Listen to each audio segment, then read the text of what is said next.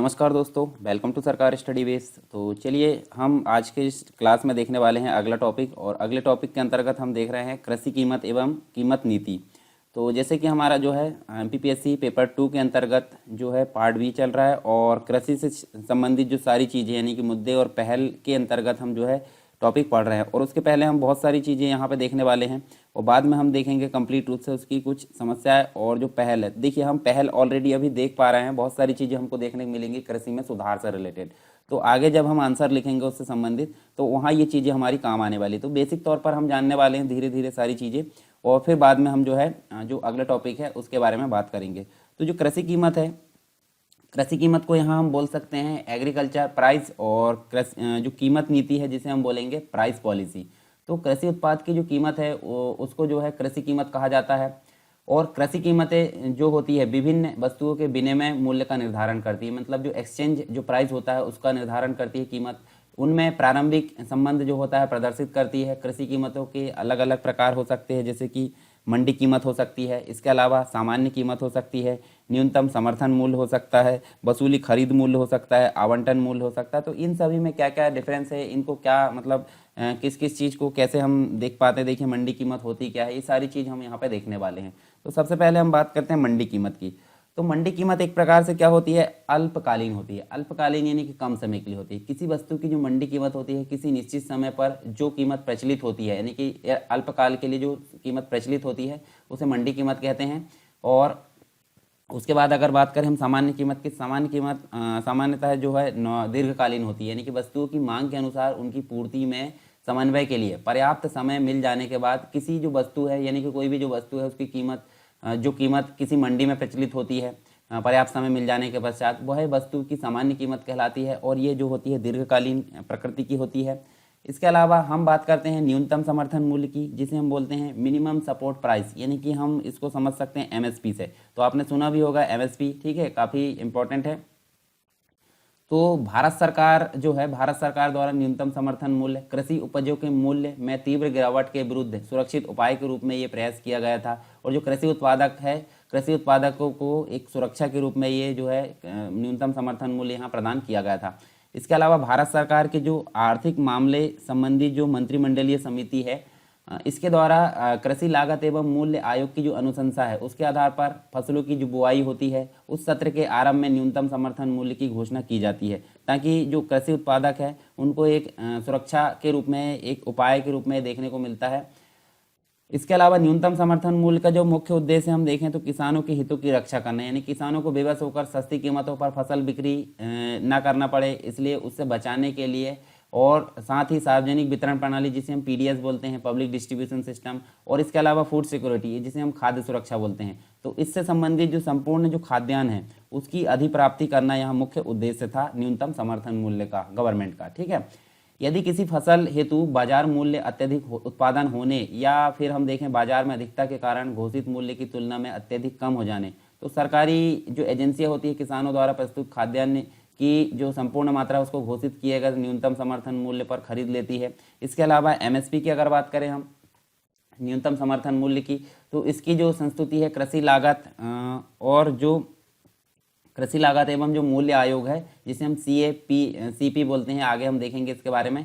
इसके द्वारा वर्ष में 2 बार इसकी घोषणा की जाती है, ठीक है, 2 बार इसकी घोषणा की जाती है किसकी, न्यूनतम समर्थन मूल्य की। एक तो की जाती है रबी की फसल में और एक की जाती है खरीफ की फसल में, दोनों चीज़ हमको देखने को मिलेगी आगे। और किसानों के हित एवं आत्मनिर्भरता को देखते हुए सरकार ने मुख्यतः टोटल मिलाकर देखें तो 26 फसलों के लिए न्यूनतम समर्थन मूल्य की यहाँ पे घोषणा की है, ठीक है। मतलब लगभग जो है न्यूनतम समर्थन मूल्य की घोषणा कितनी फसलों पर की जाती है, 26 फसलों पर। इसके अलावा एक मूल्य होता है वसूली खरीद मूल्य, और एक मूल्य होता है आवंटन मूल्य जिसे हम निर्गमन या इशू प्राइस बोलते हैं। तो देखिए वसूली मूल्य तब लगता है जब किसानों से, मतलब एक प्रकार से अगर देखें तो जब खाद्यान्न को खरीदा जाता है गवर्नमेंट के द्वारा। और आवंटन मूल्य तब लगता है जब प्रदान किया जाता है जो पीडीएस है या फिर जो सार्वजनिक जो उचित मूल्य की दुकान उनके माध्यम से प्रदान किया जाता है, तब ये मूल्य लगता है।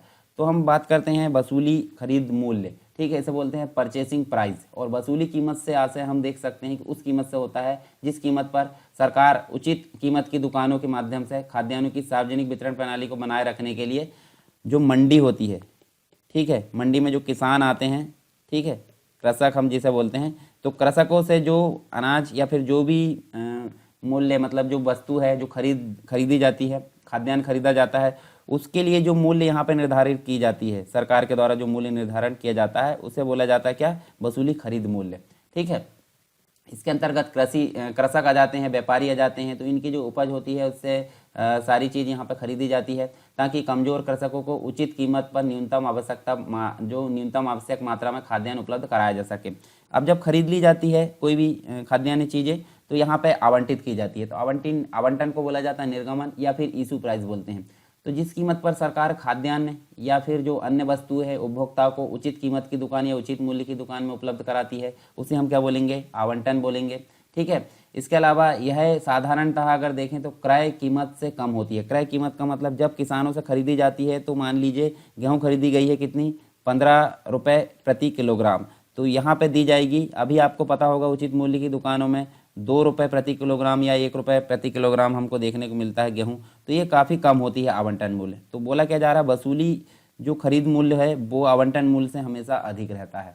ठीक है, और जो कीमत होती है आवंटन मूल्य, इस कीमत से विक्रेताओं को होने वाली जो क्षति है उसकी पूर्ति सरकार द्वारा विक्रेताओं को अनुदान देकर करती है। तो ये चीज़ हमको यहाँ पे देखने को मिलती है। तो ये तो बेसिक चीज़ हमने बात की है कृषि कीमत एवं जो कीमत नीति है उसके बारे में। अब बात कर लेते हैं कुछ यहाँ पे देखने को मिलता है हमको लागत अवधारणा है। लागत अवधारणा से मतलब होता है कॉस्ट, जो सिद्धांत हम बोलें तो या फिर हम बोल सकते हैं लागत अवधारणा।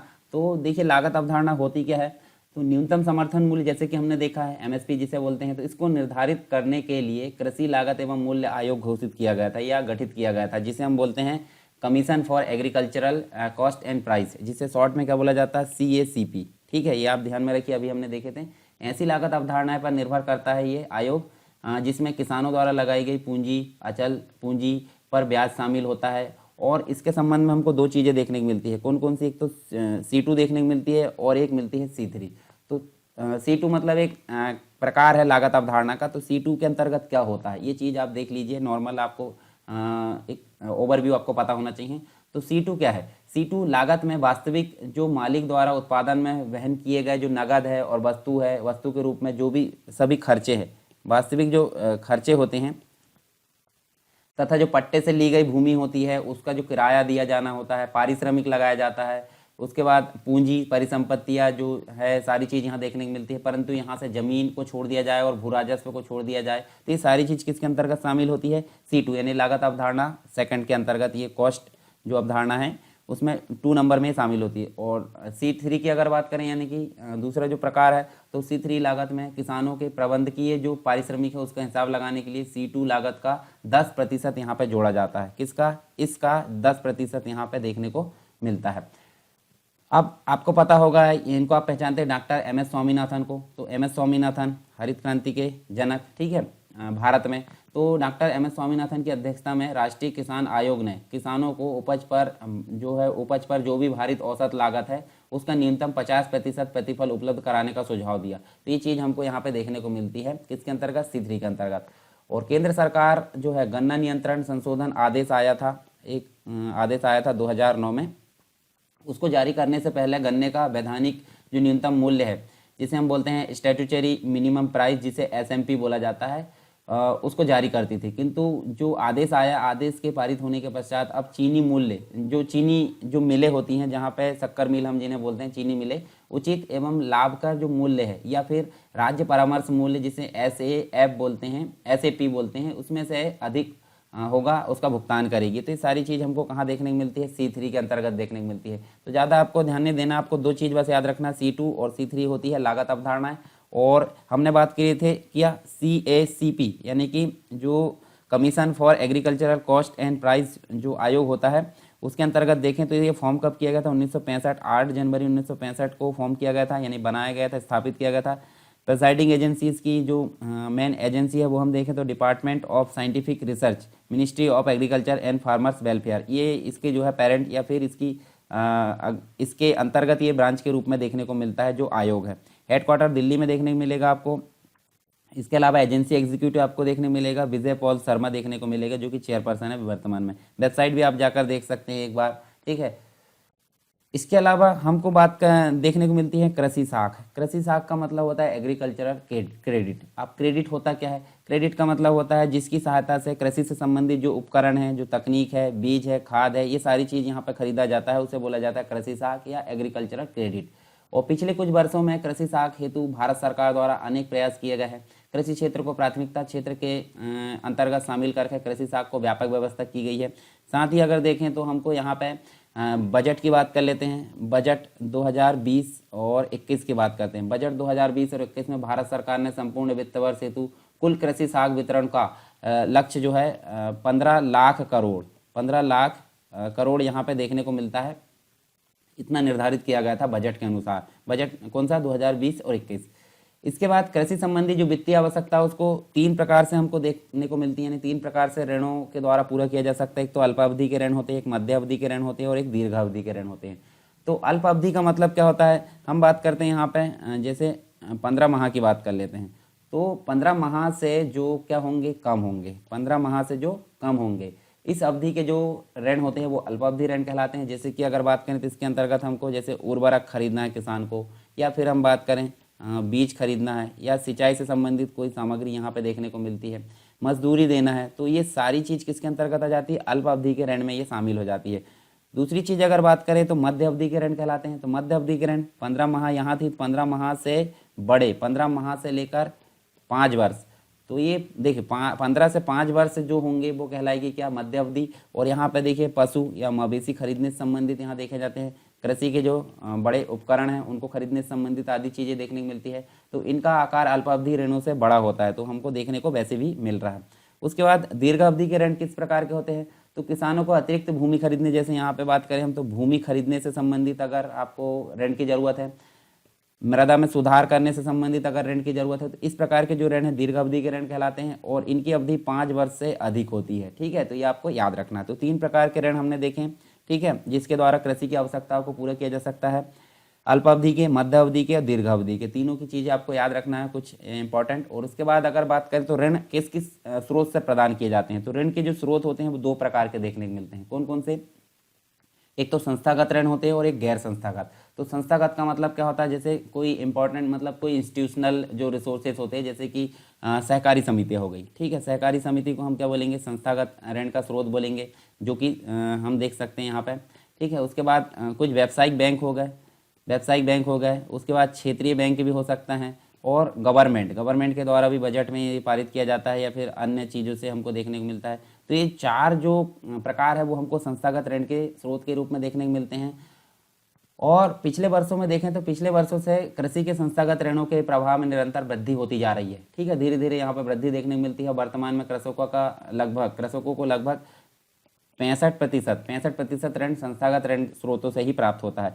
पर गैर संस्थागत की बात करें तो यहाँ पे विभिन्न प्रकार के, यानी कि नॉन इंस्टीट्यूशनल रिसोर्सेज के अंतर्गत जैसे सेठ है, महाजन है, ये इस प्रकार के जो लोग हैं वहाँ देखने को मिलते हैं। कोई सगे संबंधी या रिश्तेदार से यहाँ पे लोन या फिर उधारी ले लिए ब्याज पे, व्यापारी से हमने उधार ले लिए, जमींदार से ले लिए, या फिर अन्य जो इस प्रकार के लोग देखने को मिलते हैं वो कहलाते हैं गैर संस्थागत ऋण के स्रोत। तो हमको देखिए यहाँ पे जो ऋण है मतलब 3 प्रकार के देखने को मिले, अल्पावधि, मध्य अवधि और दीर्घ अवधि। और उसके बाद ऋण के जो स्रोत है वो हमको देखने को मिले संस्थागत और गैर संस्थागत। तो ये 2 चीज़ें आपको देखने को मिली यहाँ पे। अब बात करते हैं कृषि साख से संबंधित कुछ संस्थाएं होती हैं। जैसे संस्थागत ऋण के अंतर्गत हमने क्या देखे? व्यावसायिक बैंक, सहकारी संस्थाएं, क्षेत्रीय बैंक, गवर्नमेंट। तो इसी के अंतर्गत हमको सबसे बड़ी जो शाखा देखने को मिलती है जिसे बोलते हैं नाबार्ड। ठीक है, और नाबार्ड की अगर बात करें तो नाबार्ड का फुल फॉर्म क्या होता है? नाबार्ड का फुल फॉर्म होता है, देखिए इसको पहले शॉर्ट फॉर्म में लिखिए आप, NABARD, नाबार्ड। ठीक है, नाबार्ड का फुल फॉर्म आपको याद होना चाहिए, national bank for agriculture and rural development. तो ये है फुल फॉर्म नाबार्ड का। इसकी स्थापना की बात करें तो यहाँ पे 12 जुलाई 1982 को इसकी स्थापना हुई थी। और एक समिति थी जिसका नाम था शिव रामन सिंह समिति, इनकी अध्यक्षता में इनकी समिति जो बनी थी, इसकी संस्तुति के आधार पर ये इसकी स्थापना की गई थी। और यह देश का जो नाबार्ड है वो देश में कृषि एवं ग्रामीण विकास हेतु वित्त उपलब्ध कराने वाली सबसे टॉप लेवल की बॉडी हम इसको बोल सकते हैं। लोगो भी आप देख सकते हैं, इस प्रकार का लोगो यहाँ देखने को मिलता है। और मुख्यालय आपको कहाँ देखने को मिलता है इसका? मुंबई में। ठीक है, महाराष्ट्र के अंतर्गत देखने को मिलता है। नाबार्ड जो है ग्रामीण ऋण ढांचे में एक शीर्ष यानी टॉप लेवल की एक संस्था मानी जाती है। अनेक प्रकार की वित्तीय संस्थाएं जैसे कि राज्य भूमि विकास बैंक, क्षेत्रीय ग्रामीण बैंक, आदि को जो है पुनर्वित्त सुविधाएं भी प्रदान करती है। मतलब इसके नीचे बहुत सारी ऐसी संस्थाएं आती है जिनको ये वित्त प्रदान करने का काम भी करती है, जो पुनः ग्रामीण क्षेत्र में उत्पादक गतिविधियों को प्रोत्साहन देने के लिए ऋण प्रदान करते हैं। तो ये तो हो गई टॉप लेवल की बॉडी नाबार्ड, जो कि कृषि मतलब ग्रामीण विकास और कृषि से संबंधित यहाँ पे जो है सहायता उपलब्ध कराने के लिए होती है। उसके बाद दूसरी जो होती है भूमि विकास बैंक। भूमि विकास बैंक क्या होता है, जिसे लैंड डेवलपमेंट बैंक बोला जाता है, LDB। और ये किसानों को दीर्घकालीन वित्तीय आवश्यकता प्रदान करने के लिए या दीर्घकालीन वित्तीय आवश्यकता की जो पूर्ति है उसके लिए भूमि विकास बैंक की स्थापना यहाँ पे की गई है। और यह बैंक किसानों को भूमि खरीदने से संबंधित, यानी कि यहाँ पे हम देखें तो हमको जो है जैसे किसान को भूमि खरीदना है या भूमि पर स्थायी सुधार करना है या पुराने जो ऋण है उनका भुगतान करना है, तो इन सभी से रिलेटेड यहाँ पे भूमि विकास बैंक हेल्प करता है किसानों की। इसके अलावा इसकी जो स्थापना है 1929 में चेन्नई में की गई थी, यानी कि आज़ादी के पहले। फिर बात करते हैं क्षेत्रीय ग्रामीण बैंक, ये भी कृषि से संबंधित है, जिसे हम बोलते हैं रीजनल रूरल बैंक। और वर्ष 1975 में इसकी जो है जो ग्रामीण बैंक है उसके संबंध में नियुक्त कार्यदल की संस्तुति में 1975 में इसकी स्थापना की गई थी क्षेत्रीय ग्रामीण बैंक की। ठीक है, और क्षेत्रीय ग्रामीण बैंक कृषि के लिए साख उपलब्ध कराने वाली महत्वपूर्ण संस्था मानी जाती है। अब इन बैंकों के द्वारा अल्पकालीन ऋण प्रदान किए जाते हैं। अल्पकालीन मतलब शॉर्ट टर्म के लिए ऋण प्रदान किए जाते हैं। तो हमने 3 संस्था देखे, एक तो नाबार्ड देखे जिसका लोगो आप ये देख सकते हैं, उसके बाद भूमि विकास बैंक देखे, ये लोगो आप देख सकते हैं, क्षेत्रीय ग्रामीण बैंक देखे तो इसका लोगो आप यहाँ पे देख सकते हैं। तो 3 हमने देखे कृषि से संबंधित यहाँ पे। अब कुछ अनुसंधान से संबंधित यहाँ पे शाखाएं देखने को मिलती है। अनुसंधान का मतलब क्या होता है, रिसर्च से संबंधित या टेक्नोलॉजी से संबंधित कुछ संस्थाएं देखने को मिलती है, जिसे हम कृषि प्रौद्योगिकी एवं अनुसंधान संस्थाएं बोलते हैं। तो देखिए पहला तो है कपाट। कपाट का फुल फॉर्म क्या होगा, council for advancement of people action and rural technology. तो देखिए फिर से देखिए, काउंसिल, सी से काउंसिल आएगा, ए से क्या आएगा, एडवांसमेंट आएगा, यानी council for advancement of, P से आ जाएगा पीपल, उसके बाद एक्शन एंड रूरल टेक्नोलॉजी। तो ये कंप्लीट रूप से कपाट है।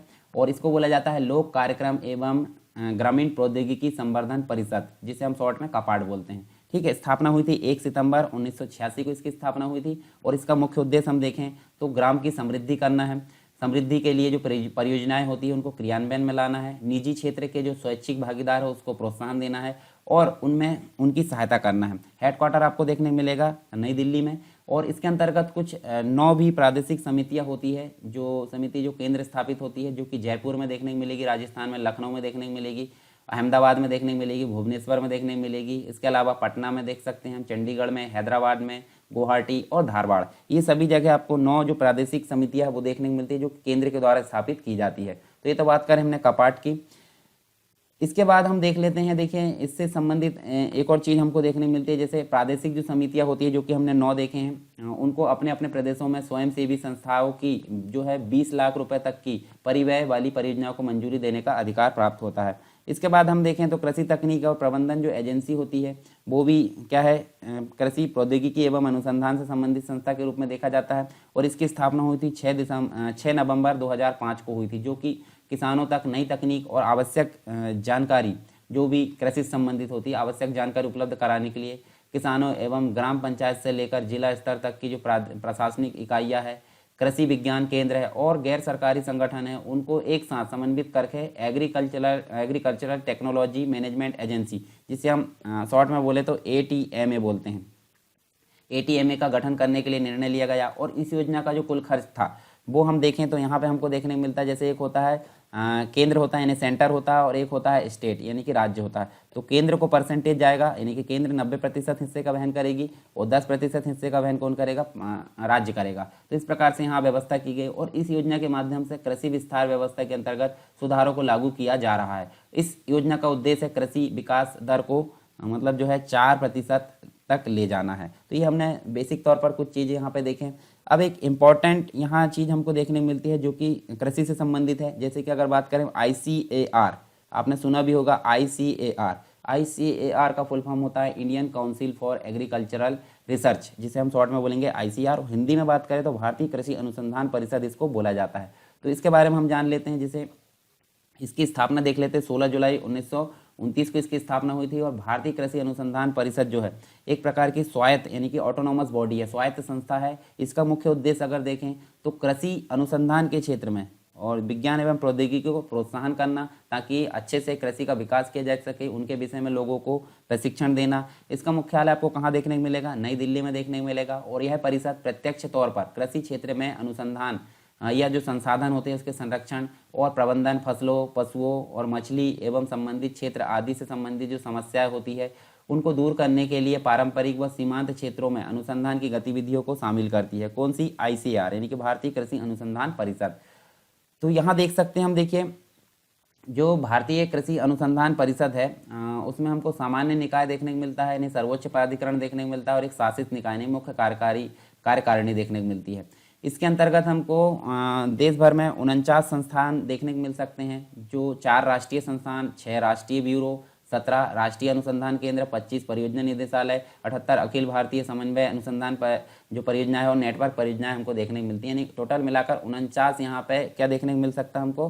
जो क्षेत्रीय है, यानी कि जो अन्य जो संस्थान है वो देखने को मिलते हैं विश्वविद्यालय स्तर के। ठीक है, तो यहाँ पे हमने देखें क्या ICAR के बारे में देखे हैं। और इसके अलावा हम देखें तो 2017 की बात करें यहाँ पे 2017, ठीक है, तो यहाँ देख सकते हैं भारतीय कृषि अनुसंधान संस्थान जो है, जो परिषद है यहाँ पे, और ये क्या है? संस्थान है। तो संस्थान की बात कर लेते हैं। यहाँ पे देखिए संस्थान कब बना था? झारखंड के अंतर्गत 18 जनवरी 2017 को ये जो है केंद्रीय मंत्रिमंडल के द्वारा यहाँ पे इसका जो है स्थापना की मंजूरी दी गई थी। और यहाँ देखें तो इसकी स्थापना झारखंड के हजारीबाग जिले के एक जगह में हम देख सकते हैं इसकी स्थापना हुई, और भारतीय कृषि अनुसंधान परिषद इसका जो है संपूर्ण खर्चे को वहन करेगी। इसी के साथ में अगर देखें तो यहाँ हमको 26 मई 2017 को प्रधानमंत्री ने असम में भारतीय कृषि अनुसंधान जो संस्थान है उसकी एक अन्य शाखा का भी शिलान्यास किया। तो ये सारी चीज़ हमको यहाँ पे देखने को मिलती है। तो ये हमने देखें बेसिक तौर पर क्या क्या चीज़ें जो एक मतलब कृषि से संबंधित जो भी सुधार था उससे संबंधित विभिन्न संस्थान देखें। इसके बाद कुछ और चीज़ें हम देख लेते हैं, जैसे कि कृषि यंत्रीकरण होता है, एक होता है कृषि ऋण होता है, उसके बाद एक होता है स्वयं सहायता समूह। तो ये सारी चीज़ हम देख लेते हैं, उसके बाद हम बाकी की चीज़ें यहाँ पे इसके बाद देखेंगे। तो चलिए यहाँ पे कुछ इंपॉर्टेंट चीज़ें, जैसे कि कृषि यंत्रीकरण। कृषि यंत्रीकरण का मतलब होता क्या है? कृषि विकास में नवीन जो टेक्नोलॉजी है उनके प्रवेश के साथ ही कृषि यंत्रीकरण में कार्य में तेजी आई, यानी कि नवीन टेक्नोलॉजी के माध्यम से क्या करना? कृषि के कार्य में तेजी जो है वो कहलाती है यहाँ पे कृषि यंत्रीकरण। और भारत में इसे हम 2 प्रकार से बांट सकते हैं। ठीक है, 2 प्रकार से कैसे? एक तो परंपरागत होता है। परंपरागत मतलब पुराने जो यंत्र है, पुरानी टेक्नोलॉजी है, पुराने जो परंपरा है उसके अनुसार यहाँ पे खेती करना। और दूसरी होती है नई, यानी कि जो मॉडर्न टेक्नोलॉजी, आधुनिक जो व्यवस्था है उसके अनुसार चलना। तो परंपरागत में हमको देख सकते हैं पशु चालित जो कृषि उपकरण थे, तो यहाँ हम देखें डीजल वाले जो है, पवन ऊर्जा वाले, सौर ऊर्जा वाले उपकरण चलने लगे या इनका प्रयोग होने लगा।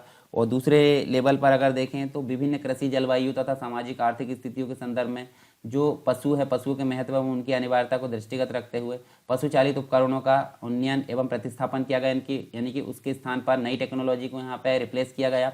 और कृषि यंत्रीकरण में सबसे अधिक प्रगति ट्रैक्टर एवं पावर जो ट्रेलर है उसके क्षेत्र में दिखाई देती है। तो प्रतिवर्ष हम देखें तो 5 लाख से अधिक ट्रैक्टर उत्पादन के साथ जो है भारत विश्व में प्रथम स्थान रखता है कृषि यंत्रीकरण की अगर बात करें यहाँ पे। इसके बाद होता है कृषि ऋण का प्रभाव। कृषि ऋण प्रभाव मतलब जो वित्तीय वर्ष हम देख सकते हैं 2020 और 2021। 2020-21 में कृषि क्षेत्र को 15 लाख करोड़ रुपए जो ऋण है उपलब्ध कराने का लक्ष्य सरकार द्वारा निर्धारित किया गया है। यहाँ पे मतलब इसमें जो है 15 करोड़ ऋण उपलब्ध कराने का लक्ष्य किसके द्वारा निर्धारित किया गया है? गवर्नमेंट यानी सरकार के द्वारा। फिर बात करें 2015-16 के दौरान तो हम देखें कृषि को दिए गए ऋण में सबसे बड़ा अंश वाणिज्यिक बैंकों का था, जो हमने मतलब हम अभी बाद में देखने वाले वाणिज्यिक बैंकों के बारे में। जो कुल उपलब्ध कराए गए संस्थागत ऋणों का कितना भाग था? 59% लगभग यहाँ हमको देखने को मिलता है। ठीक है, और इसी में से जो सहकारी बैंक है उसका अंश 26% था, और क्षेत्रीय ग्रामीण बैंक का 13% था। तो इस प्रकार हमको ये चीज़ देखने को मिलती है कृषि ऋण का प्रभाव। सरकार द्वारा किसानों को 2006 और 2007 की अगर बात करें, 2006-07 की बात करें तो रियायती ब्याज दरों पर फसल ऋण उपलब्ध कराया जा रहा है 2007 से। ठीक है, तो ये चीज़ हमको देखने को मिलती है। फिर हम देख सकते हैं स्वयं सहायता समूह देखने को मिलता है। तो स्वयं सहायता समूह की अगर बात करें तो इसे हम बोलते हैं सेल्फ हेल्प ग्रुप। ठीक है, तो इसके बारे में हम पीछे पढ़ चुके हैं पॉलिटी के अंतर्गत। फिर हम देख लेते हैं यहाँ पे सेल्फ हेल्प ग्रुप का क्या योगदान होता है यहाँ पे। तो स्वयं सहायता समूह एक अनौपचारिक जो समूह है वो हम बोल सकते हैं अनौपचारिक समूह इसको बोला जाता है स्वयं सहायता समूह को। और जिसके सभी सदस्य स्वेच्छा से किसी जो है अपनी इच्छा से किसी कुछ सम्मिलित रूप से जो उद्देश्य होता है उसकी पूर्ति के लिए एक साथ आपस में एक दूसरे से जुड़े होते हैं। और स्वयं सहायता समूह का एक प्रमुख लक्ष्य क्या होता है, आर्थिक स्वावलंबन होता है, यानी कि किसी से अन्य से सहायता नहीं लेके ग्रुप रहता है, ग्रुप के द्वारा ही अपनी ज़रूरतों को पूरा करने के लिए आपस में यहाँ पे आर्थिक रूप से मजबूत हो जाया जाता है। ठीक है, तो उसे सेल्फ हेल्प ग्रुप बोलते हैं और इसी के माध्यम से जीवन स्तर में भी सुधार किया जाता है। इसके अंतर्गत मुख्य रूप से हमको 10 से 20 व्यक्ति यहाँ पे देखने को मिलते हैं और आपस में एक समूह बना लेते हैं। छोटी छोटी जो जरूरत होती है, छोटी छोटी बचत के माध्यम से उनको पूरा कर लिया जाता है। सूक्ष्म वित्त का जो महत्वपूर्ण साधन हम इसको बोल सकते हैं सेल्फ हेल्प ग्रुप को। वर्ष 1992 में प्रारंभ किया गया था एक पायलट प्रोजेक्ट के रूप में स्वयं सहायता समूह कार्यक्रम, हम देख सकते हैं। वर्तमान में यह कार्यक्रम गरीबों के लिए बैंकिंग के एक मुख्य कार्यक्रम के रूप में अपने लक्ष्य या अपनी क्षमता को सिद्ध कर रहा है, जिसमें मुख्य रूप से देखें तो सीमांत किसान इसके अंतर्गत आ जाते हैं, भूमिहीन किसान, इसके अलावा भूमिहीन किसान तो नहीं, भूमिहीन श्रमिक होते हैं, शिल्पकार होते हैं, हस्तशिल्प होते हैं, घरेलू महिलाएं होती है, इसके अलावा ग्रामीण क्षेत्र में फेरी वाले होते हैं, बिक्री वाले होते हैं, ये सभी इसके अंतर्गत शामिल किए जाते हैं। अब इसी के अंतर्गत देखें तो हमको जो है स्वयं सहायता समूह के भी विभिन्न प्रकार के लाभ देखने को मिलते हैं, जैसे बैंकों को समय पर ऋणों की अदायगी देखने को मिलती है, गरीबों और बैंक जो है दोनों की जो है लेन देन की लागतों में कमी, गरीब को उनके द्वार पर बचत और ऋण की सुविधा प्रदान की जाती है। ग्रामीण क्षेत्रों की अब तक जो अछूती रही व्यावसायिक क्षमता है उसका भी दोहन यहाँ पे करने को मिल जाता है।